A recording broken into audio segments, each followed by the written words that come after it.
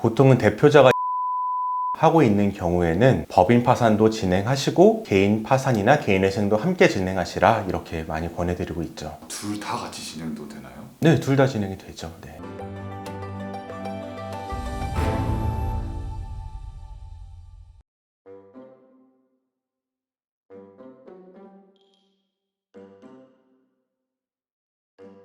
경기 침체가 이제 앞으로도 사실 뭐 이렇게 나아질 기미는 없잖아요. 네. 그러면 이제 회사들도 엄청나게 많이 무너질 텐데 네. 그럴 때 또 하는 것 중에 하나가 법인 파산이라는 게 있죠. 그 법인 파산에 대해서 한번 좀 간략하게 설명을 해주시면. 법인 파산이라는 거는 이제 법인이 더 이상 채무를 갚을 수 없는 상황, 그러니까 지급불능의 상황에 이르렀을 때 가지고 있는 재산을 법원이 처분해서 채권자들에게 공평하게 나눠주는 제도라고 생각하면 됩니다.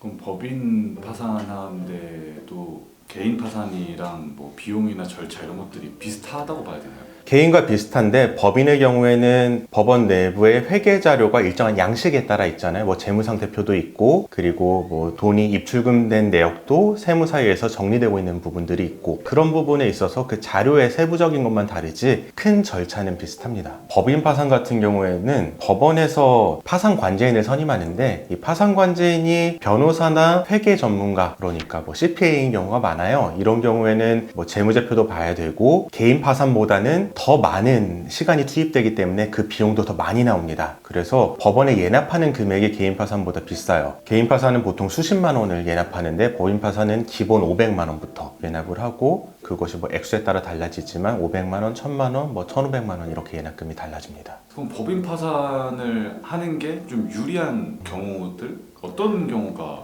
좋을까요? 일단 법인의 재산이 있고요. 법인의 재산이 있는 것이 한 가지 조건이고 이 재산이 있는데 내가 아직 직원들에게 밀린 임금이 있거나 밀린 퇴직금이 있다. 그리고 다른 채무도 많이 있다. 이런 경우에는 법인 파산을 하는 게 좋습니다. 파산까지 생각할 정도면 임금이 어느 정도 밀리고 있긴 할 텐데 네. 어느 정도 밀려야 그런 기준이 좀 있나요? 이건 어느 정도 밀리는 게 아니라 조금이라도 밀리면은 근로기준법에 의해서 처벌을 받아요. 그리고 그 수가 많고 액수가 많으면은 징역형의 실형을 사는 경우도 많기 때문에 이런 경우에 보통의 분들은 이 법인 파산 제도를 모르면은 있는 재산으로 이 사람들의 임금을 먼저 갚는다라는 생각을 하는 분들은 잘 없어요. 일단 회사 있는 돈으로 계속 회사를 어떻게든 굴리다 돈이 다 떨어지면은 그 다음에 내가 가진 개인 재산으로 임금을 일부 갚지만 임금이 결국에는 밀려서 근로기준법 위반으로 뭐 형사고소도 들어가고 처벌받는 경우가 많거든요. 그런데 그 전에 임금이 밀리고 내가 재산은 남았는데 더 이상 회사를 운영하기는 어려운 상황이다라는 판단이 서면은 그때는 법인 파산을 하면은 법원에서 먼저 임금 채권이 우선 변제가 되거든요. 임금 채권을 나눠주고 남은 것은 이제 채권자들에게 분배하기 때문에 문제없이 그런 형사고소 문제를 피할 수가 있습니다. 그럼 이게 법인 파산이면은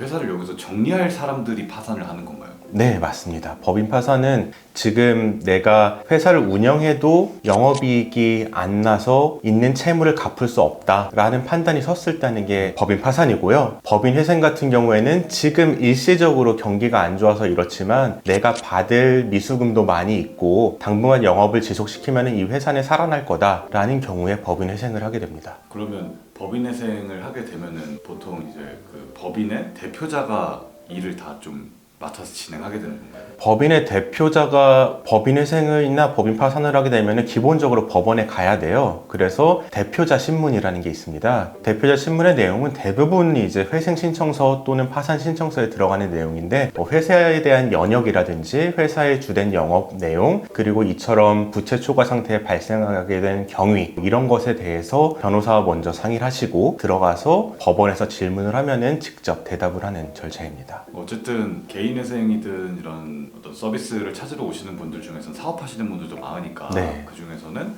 법인 사업체일 수도 있을 거고 네. 이렇게 하지 마시고 그냥 법인을 파산하는 게 나을 수도 있다라고 이렇게도 조언을 해주실 수 있겠네요.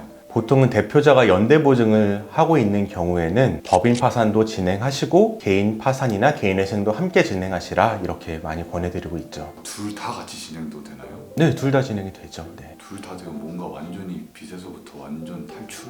네, 그렇죠. 네. 오늘은 법인 파산에 대해서 다뤄봤습니다. 법인 파산이라는 게 뭐 개인회생 개인 파산과 멀리 있는 제도가 아니라 개인 파산이랑 동일한 제도가 법인에 대해서 적용될 뿐이고요. 이 법인 파산이 필요한 경우는 법인에 아직 재산이 남아 있는데 내가 직원들에게 임금이 밀려 있거나 아니면 퇴직금이 밀려 있는 상황이다. 이런 상황이라면 꼭 한번 법인 파산을 고려해 보시고 경우에 따라서는 법인 파산과 개인회생 또는 개인 파산을 함께 진행하는 것도 고려해 보시는 것이 좋을 것 같습니다. 감사합니다.